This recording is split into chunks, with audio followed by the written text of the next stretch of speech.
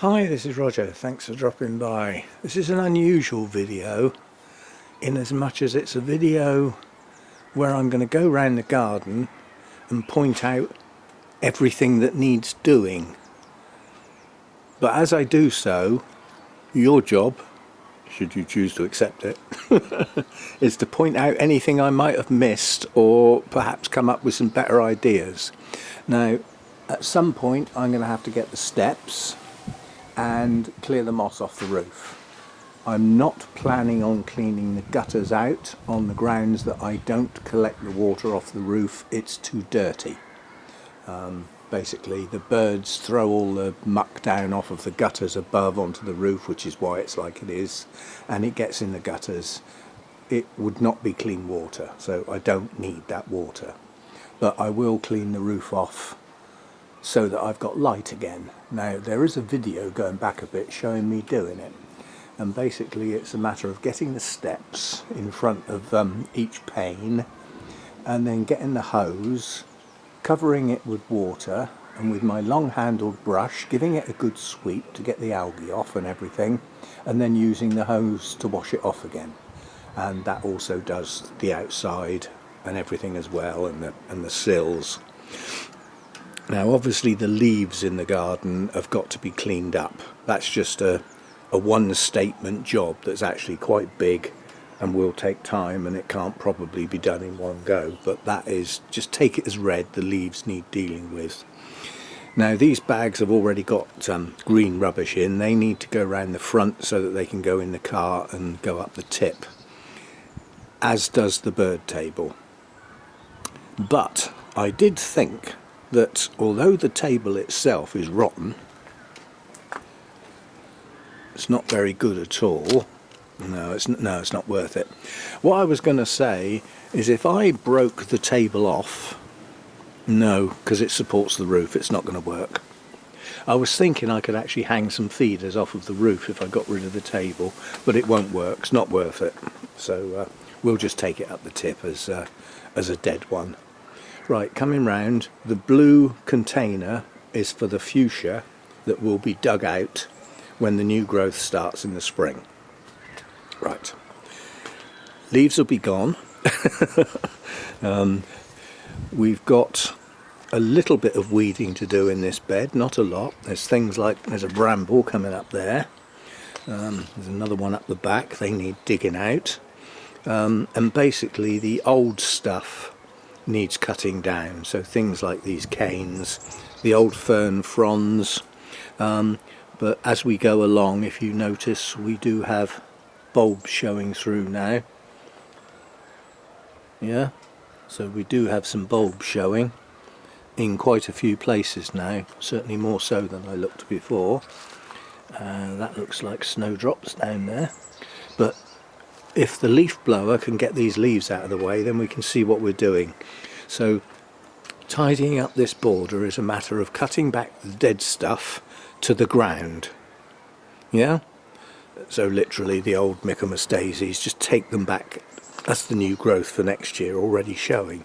So it's just take all the old stuff down to the ground. That's all that needs doing here. Yeah. Right, what else?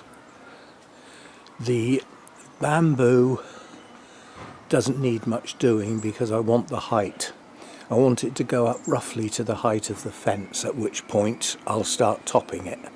And the reason I want it that tall is from the kitchen I don't want to look at the shed. So likewise with these two variegated bushes, they need coming down about 9 inches to a foot, third of a metre, to make them branch and bush out. This bush always gets left because it flowers very late in the year. You can see what's left of all the flowers on there. That gets cut hard back and it will grow again and then bloom nicely. So that's that. I'm not going to talk about the bonsai, that's a separate thing. This tub of herbs needs cutting back. All the new growth is down in here, so all the old stuff needs cutting off. The chives will come again, and so will the other herbs, so that's that. Over here, I'm not going to prune my maple. I'm going to leave that as it is. Those box bushes that died back, Hannah's idea, not mine. She said, why don't we leave them and just let the ivy grow over them, and then you'll have a nice ivy mound there, because they're actually very hard wood. They're quite difficult to prune. This bush here just needs a quick trim. 30 seconds. The camellia over there, that had its prune. We've got a nice lot of buds on there. There's a few straggly bits up the back there that I could do with trimming, and they didn't get done last time because I couldn't reach. These two trees here, this is an alder and this is an oak, and they just give some different types of green.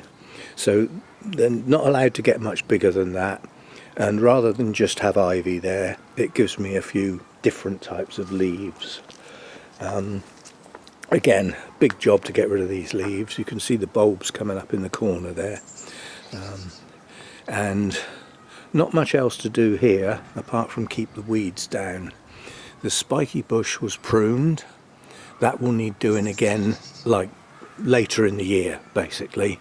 The laurel was pruned, that doesn't need doing, as was the one in the corner. So this big bamboo, you can see some of the long new growths. I've got to get the hedge trimmer on that and just round it off and take it back. That's all it needs doing there. And then we've got the other camellia there. When the hedge trimmer goes up behind it and takes the bamboo back, that leaves it clear. So that's that. The palm tree, whatever it is, just stays as it is. Nothing happens to that.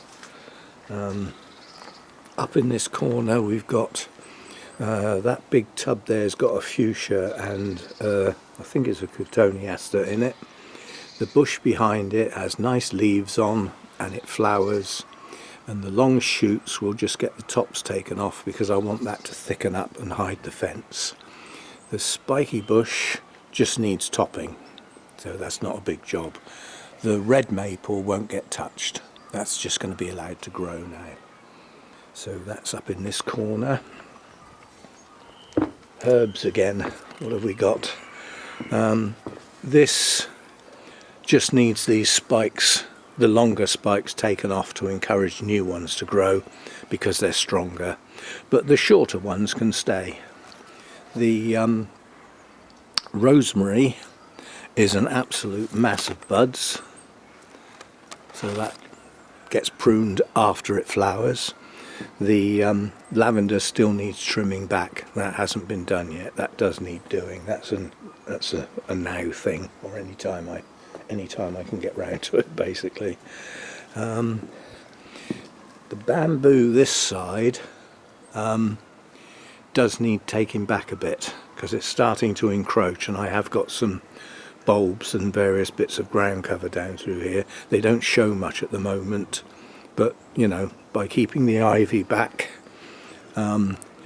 this bush gets left to overhang a little bit because it provides shade up in that corner in the heat of the summer. So that's that.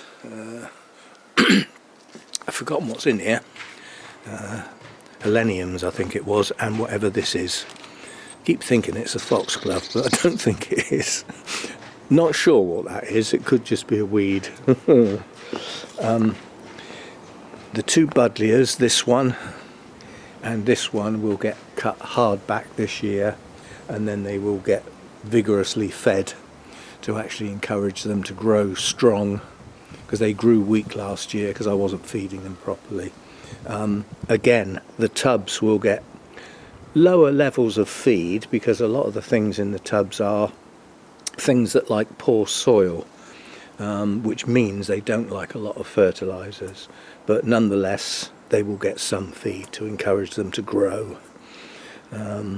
Just trim off dead sticks, nothing much to do there. Same again here, trim off dead sticks. And yeah, it's a shame that lavender's not growing very well, but it just isn't. I might have to get a replacement for it because I wanted a pair. Now this one took off and grew reasonably well, and that one didn't. Now it might pick up again. It will be given a chance anyway. And yeah, I've got a piece of bare ground up there that's very shallow. So there's not a lot of soil there. It's part of the gravel bed, and it grows weeds very, very well. So it needs something planted in there. The Himalayan honeysuckle, that bloomed well last year. It obviously has taken to its pot, and it'll get a light pruning. I'm not going to cut it back too much because, again, with the sun at the angle when it comes round the house, it provides a bit of shade for the ground cover plants up in there. And that really is it. Apart from weeding, obviously, that is a continuous job. So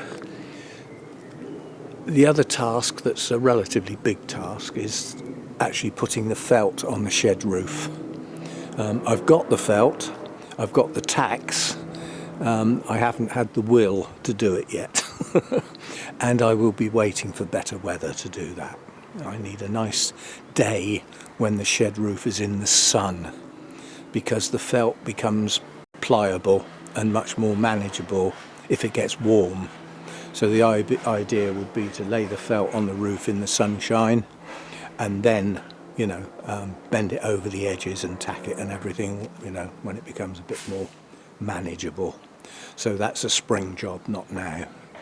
So that's what's on the go. Tidying, cut hard back.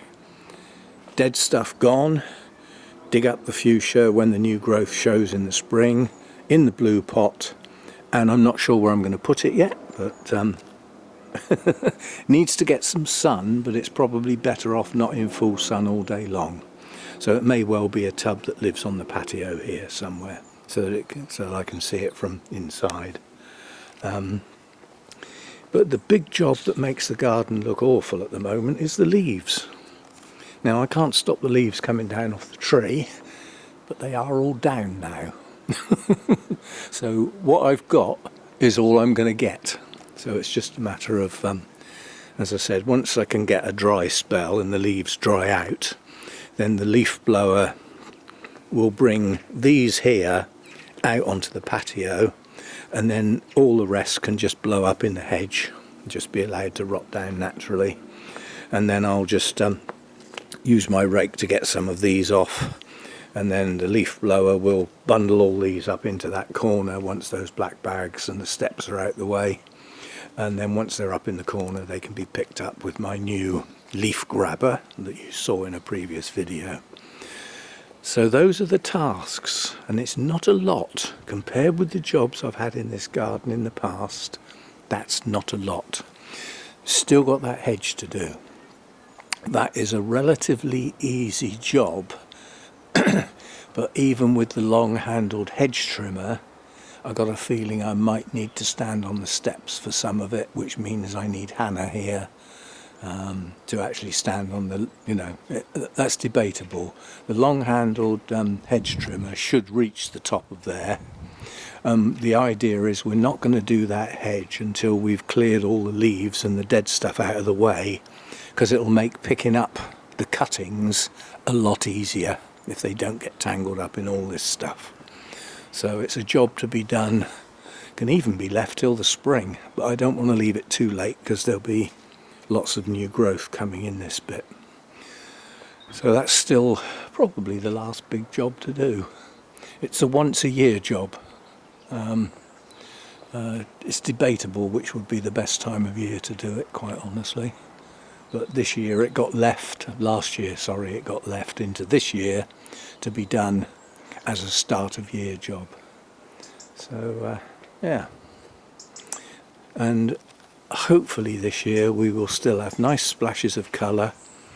Hopefully we'll have lots of nectar and pollinating type blooms as we did last year. And hopefully this year we get a lot more butterflies and a lot more bees, because last year was a poor year for both. So hopefully this year they will do better and make it much more enjoyable to be sitting out here on my bench. Well, that's another two jobs that people have suggested, is the tabletop and the bench. It might be nice if they were coated up with the black stain to go with the bonsai staging and the bird table roof. Yeah, and I do agree, but again, that needs really good weather to do that because of the drying time and everything. So again, that would have to wait until out in the spring sometime. Nice job for a sunny afternoon. So there we go. That's what's going on out here. And hopefully this garden is going to look even better. Now, I thought it looked pretty good last year, but I think this year it's going to be a lot better. I have high hopes for it this year, with some help from Hannah, because she enjoys helping out with the garden because she hasn't got one, living in a flat. So yeah, we'll work on it together at times, try and keep it tidy, and hopefully the ground cover plants in the gravel beds should do a lot better this year. They got a hold last year. This year they should shine, and we should get quite a lot of blooming on the thyme and the other ground cover plants. So we'll see how that goes. The idea is that we get, instead of having bare gravel beds with weeds growing in them, we have some bits of gravel showing through the ground cover. That's my goal, rather than masses of bare gravel with, you know, constant weeding issues. So there we go. That's where we are. Bulbs have started, so we should get some flowers on those in the not too distant future. There's a lot more bulbs than what we've just seen. There's a lot more to come. There's bulbs in under this ivy. There's bulbs in under this ivy that will break through eventually. That will be down to getting some longer days and, you know, perhaps not such cold nights. Anyway, talking of cold, that's what I is at this very point in time, because I've been outside too long already. This time of year, this garden gets no sun, so it just doesn't warm up. It stays cold on days like this. If you look round, everybody else's house is in the sunshine, except mine. It faces north, and you know, and I've got another house next door. So basically the sun's got to come round there. It's so low in the sky, it's got to get there before it would even come over the fence. And by the time it gets there this time of year, it's setting. So I don't get any sun in here this time of year. So it's just cold and damp. But give it another couple of months and that sun will start breaking over the roof. Starts over there. You know, get a sunny spell in that part of the garden, and then the shadow gradually creeps across the garden as the sun gets higher behind me. So there we are. If you think I've missed anything, or you've got any bright ideas that are not going to cost me money, because I haven't got any, then let me know, and we'll see how we get on. But apart from getting rid of these leaves, there won't be much done for a little bit. Hannah's down towards the end of this month, and depending on weather and temperatures, we might make a little bit of a start, because she really likes getting out here and working. She'll even do it if it's cold. So, you know, we could start pruning some of this. We could get some of it done. We could get this dead stuff tidied up and things. We'll see. Let's see. Depending on weather and temperatures. And yeah, so that's the start of year video effectively. That's the state of play at the start of 2005. And there will be updates as work progresses and things start to grow back again this year. We'll see how we do. Bye for now.